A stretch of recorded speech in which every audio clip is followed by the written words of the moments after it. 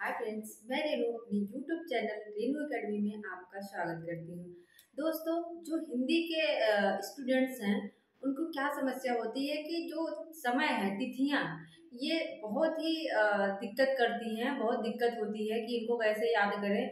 और इतनी सारी रचनाएं हैं, इतने सारे कवि हैं, सबका समय कैसे याद करें। और जो अभी एग्जाम का पैटर्न है वो क्या है, क्रम पूछा जाता है कि कवियों का क्रम बताइए।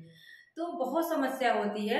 आज वही मैं लेके हाजिर हुई हूँ कि द्विवेदी युग के जो कवि हैं उनका क्रम अक्सर पूछा गया है और हम गलत करते आए हैं।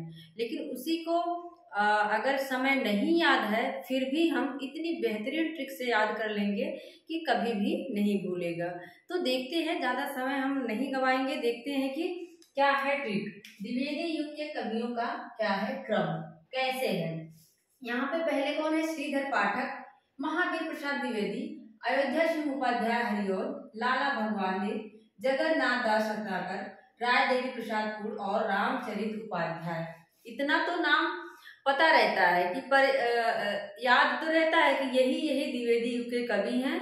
और कभी कभी ऐसा भी होता है कि याद भी नहीं रहता, पूछ लेता है कि द्विवेदी युग के कौन से कवि हैं या नहीं हैं।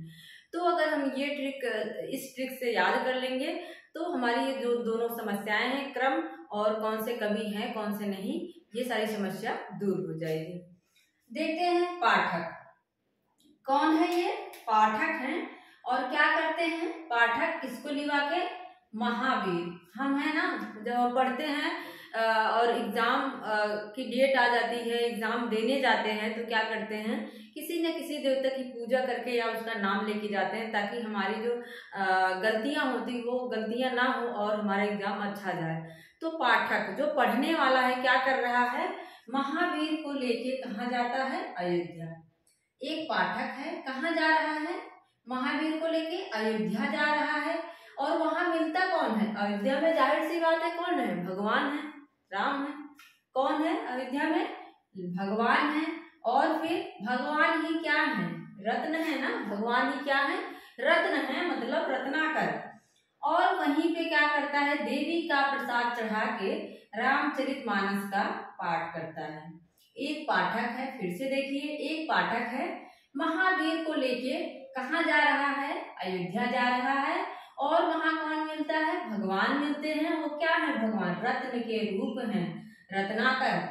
और वहीं पे देवी का प्रसाद चढ़ा के रामचरितमानस का पाठ करते हैं। यहाँ तक तो हम देख लिए, इतने कवि हैं। इसके बाद है कामता प्रसाद गुरु। ये भी पूछा जाता है किस युग के कवि हैं, तो ये द्विवेदी युग के कवि हैं, याद रखिएगा। वैसे हालांकि इनका जो योगदान है वो व्याकरण के क्षेत्र में ज्यादा है। इनको क्या कहा जाता है, व्याकरण का पाणिनि भी कहा जाता है। तो कामता प्रसाद गुरु। अब यहाँ से हम क्या करेंगे, गुरु को निकालेंगे। गुरु कहाँ क्या करते हैं, गुरु के साथ सत्यनारायण होता है ना, सत्यनारायण बाबा की कथा होती है गांव में, गांव वाले जानते होंगे कि सत्यनारायण बाबा की कथा होती है। तो गुरु के साथ क्या होता है, सत्यनारायण की कथा हो रही है और महाप्रसाद भी बन रहा है। कैसे प्रसाद बनता है, मतलब देख के, बहुत कहते हैं ना, जब प्रसाद बनता है तो नया चूल्हा उल्हा बनाया जाता है, उस पर प्रसाद को भूना जाता है, मतलब बहुत लोचन आंखों से क्या होता है, देख के बनाया जाता है। लोचन की सहायता से प्रसाद बनाया जा रहा है। और फिर लोचन से ही क्या होता है, मैथ को भी सॉल्व किया जाता है। अगर जैसे कोई सवाल किसी से पूछा जा रहा है, कोई क्वेश्चन है, ऐसे हम मुझसे पूछे तो शायद उसको उस क्वेश्चन का जवाब देने में उसको थोड़ा सा समय लगे। लेकिन अगर हम उसको लिख के दे दें, ये मैथ है, ऐसे सवाल है, इसको सॉल्व करना है, तो वो अपनी आंखों से देख कर क्या करेगा, उस सवाल को जल्दी से सॉल्व कर लेगा। किसकी सहायता से, आंखों की सहायता से, लोचन की सहायता से। लोचन के बाद फिर क्या होता है, मैथ को सॉल्व कर लेता है। और मैथ में ही क्या होता है, त्रिभुज भी होता है। मैथ में क्या होता है, त्रिभुज होता है, मतलब त्रिपाठी। मैथ में ही त्रिभुज होता है, त्रिपाठी, और उसको पाठक पाठी जो होता है, त्रिपाठी त्रिभुज को पढ़ता है। फिर क्या होता है, लास्ट में जब वो सॉल्व कर लेता है तो वो क्या हो जाता है, मुकुट हो जाता है, उसके ऊपर उसको मुकुट पहना दिया जाता है, मतलब मुकुटधर पांडे। जब वो क्वेश्चन को सॉल्व कर लिया तो उसको शाबाशी मिलती है, शाबाश बहुत अच्छा किया। फिर क्या होता है, उसको मुकुट पहना दिया जाता है। और फिर लास्ट में क्या होता है, मुकुट पहनने के बाद जब वो राजा बन जाता है तो लास्ट में क्या होता है, वो विरक्त हो जाता है, मतलब वियोगी हरि बन जाता है और विरक्त होके क्या हो जाता है, हरि के चरण में चला जाता है। यही हमारी क्या है, ठीक है। एक बार और देख लीजिए, कामता प्रसाद गुरु के क्या साथ क्या करते हैं, सत्यनारायण की कथा सुनते हैं। और यहाँ एक आते हैं गया प्रसाद भी हैं, यहाँ पे कौन आते हैं, गया प्रसाद शुक्ल स्नेही का नाम सुना ही होगा, गया प्रसाद शुक्ल स्नेही। कुछ ऐसे कवि हैं जो मतलब छिटपुट है, ऐसे उनका ज्यादा योगदान नहीं रहा है, तो उनको अगर नहीं भी याद करते हैं, बीच बीच में जो प्रमुख है प्रसिद्ध है उनको दे देता है, तो हम उसकी सहायता से भी क्वेश्चन को सॉल्व कर सकते हैं। गया प्रसाद शुक्ल स्नेही यहीं पे आते हैं। और आप लोग चाहें तो जिसके पास इनका समय नहीं है वो समय नोट कर सकता है, जिसके पास समय नहीं है कवियों का कि कौन से कवि का जन्म कब हुआ था, तो आप लोग चाहें तो नोट कर सकते हैं, ये सारा समय जो है सही है।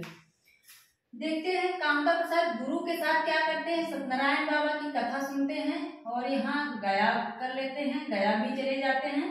और फिर क्या होता है, प्रसाद जब बनाते हैं तो आंखों से देख के लोचन आंखों की सहायता से, लोचन की सहायता से प्रसाद बनाते हैं। और लोचन से ही क्या करते हैं, मैथ को सॉल्व कर लेते हैं। और उस मैथ में क्या होता है, त्रिभुज होता है, मतलब त्रिपाठी। और जब सॉल्व कर लिया तो उसको मुकुट पहना देते हैं और लास्ट में क्या हो जाता है, वो विरक्त हो जाता है, मतलब वियोगी हरि बन जाता है। आप लोग इसको अच्छे से याद कर लीजिए। पाठक है, महावीर के साथ अयोध्या जाते हैं और वहां भगवान मिलते हैं। रत्न ही भगवान ही क्या है, रत्न है। और देवी का प्रसाद चढ़ा के रामचरितमानस का पाठ करते हैं। गुरु फिर मिलते हैं, गुरु को लेके सत्यनारायण बाबा की कथा सुनते हैं, गया जाते हैं और वहां से क्या करते हैं, लोचन की सहायता से प्रसाद बनाते हैं। फिर लोचन की सहायता से ही मैथ को सॉल्व करते हैं। मैथ में त्रिभुज होता है, मतलब त्रिपाठी।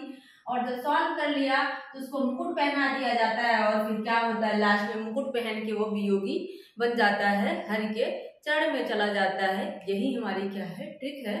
अगर आप लोगों को समझ में आया, अच्छा लगा तो प्लीज कमेंट करिए और सब्सक्राइब करिए, शेयर करिए, लाइक करिए। धन्यवाद।